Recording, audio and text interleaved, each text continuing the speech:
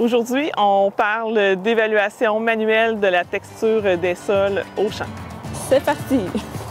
L'appel de l'appel.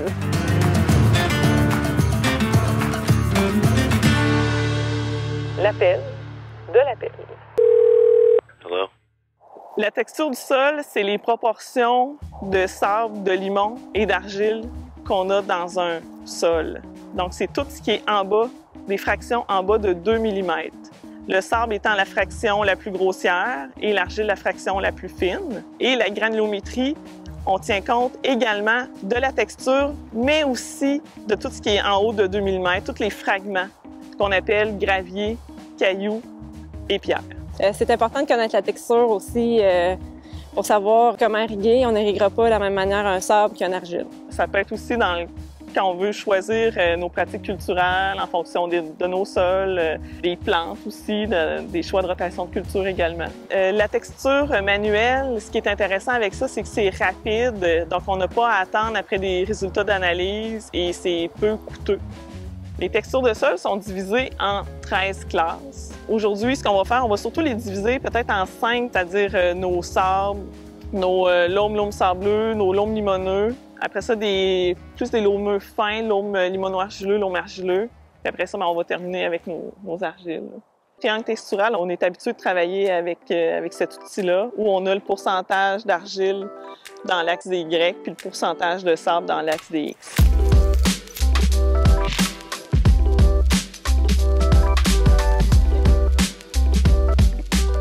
Bon, on va commencer avec la catégorie des sols sableux. Avec le sable, on va sentir que c'est plus grenu sous les doigts.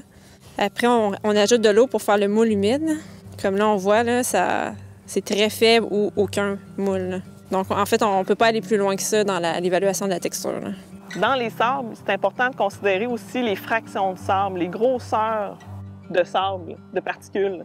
Alors, c'est entre le sable grossier et le sable très fin.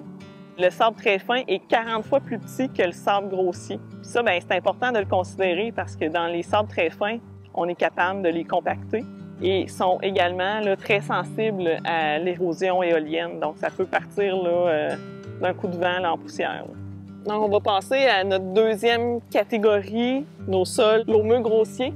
On devrait être capable de mouler un petit peu plus que tantôt. On va faire un ruban très court. Pour la sensation du toucher à sec, c'est encore quand même un peu grenu, mais quand même un peu moins que le sable. Puis pour le moule humide, on ajoute un peu d'eau. On le voit déjà, là, ça se tient beaucoup plus qu'avec le sable. Là. Mais ça reste quand même assez fragile. Dans ces catégories-là, sauf pour le sable, là, on va vraiment utiliser la méthode du ruban. C'est-à-dire qu'on va partir de notre moule humide, on va peut-être rajouter un petit peu d'eau. On va mesurer la longueur du ruban. La sensation touchée... C'est un peu grenu, mais quand même moins que le sable. Ouais, dans cette catégorie de l'ombre grossier, en fait, le sable, c'est à peu près de 50 à 70 %. Puis là, on peut faire un petit rouleau pour partir notre ruban. Là. Ça facilite le rubanage. Puis là, hop, on voit que c'est court. Hein? Ruban de moins de 2,5 cm. Là, on se lave les mains entre chaque. C'est important parce que sinon, on contamine notre échantillon. Donc pour le troisième, on va faire les limoneux. La sensation touchée à sec, c'est vraiment plus farineux. C'est beaucoup plus doux que les autres catégories de laumeux grossier et sable. Là. Puis là, on va faire notre moule humide. Après, on fait le ruban.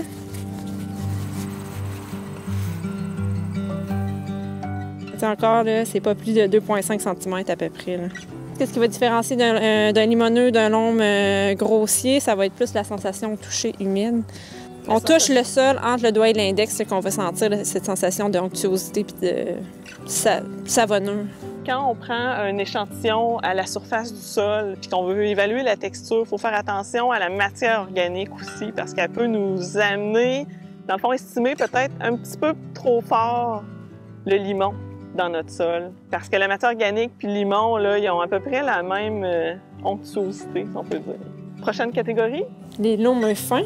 Fait que les laumeux fins, là, on est vraiment à peu près entre 30 et 40 % d'argile. Le pourcentage de sable ne viendra pas influencer trop là, la méthode là, qu'on va avoir.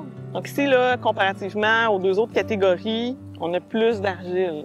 Fait que tout ça devrait paraître là, dans nos méthodes. Là. Le moule il est beaucoup plus fort. Là. Il est plus collant aussi là, à la main. Là. Ma main est plus tachée.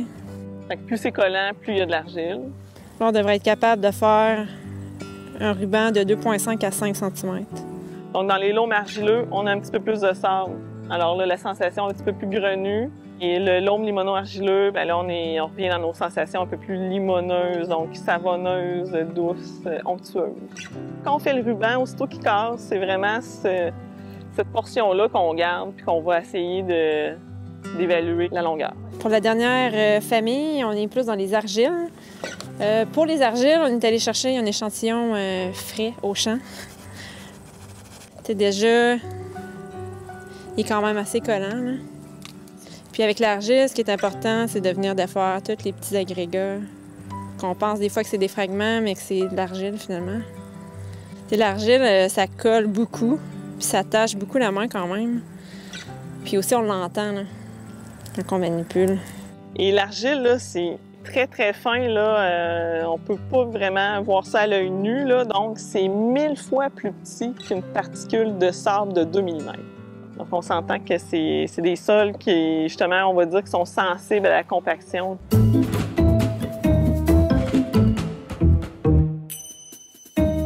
Bien, la texture, on fait référence, dans le fond, au pourcentage de sable, limon, argile. La structure, en fin de compte, c'est comme l'amalgame, dans le fond, de nos particules de sol avec la matière organique qui forme les agrégats. Et la structure, en fin de compte, c'est l'assemblage des agrégats. La texture, c'est une caractéristique intrinsèque au sol. Elle est stable, elle ne change pas dans le temps, comparativement à la structure qui, ça, peut changer dans le temps en fonction, dans le fond, des pratiques, des cultures, des racines, etc.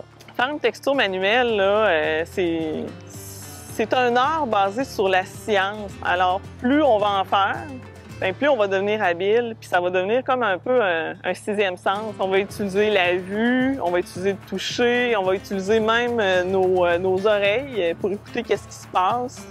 Même à l'époque, il y en a même qui en mettaient un petit peu dans leur bouche là, pour voir si le sable craquait sous la dent. Aujourd'hui, on va travailler avec beaucoup de machinerie sophistiquée, connectée, avec les GPS. La méthode du profil de sol, on revient à la base, c'est-à-dire avec notre pelle, notre terrière. La pelle, de la pelle.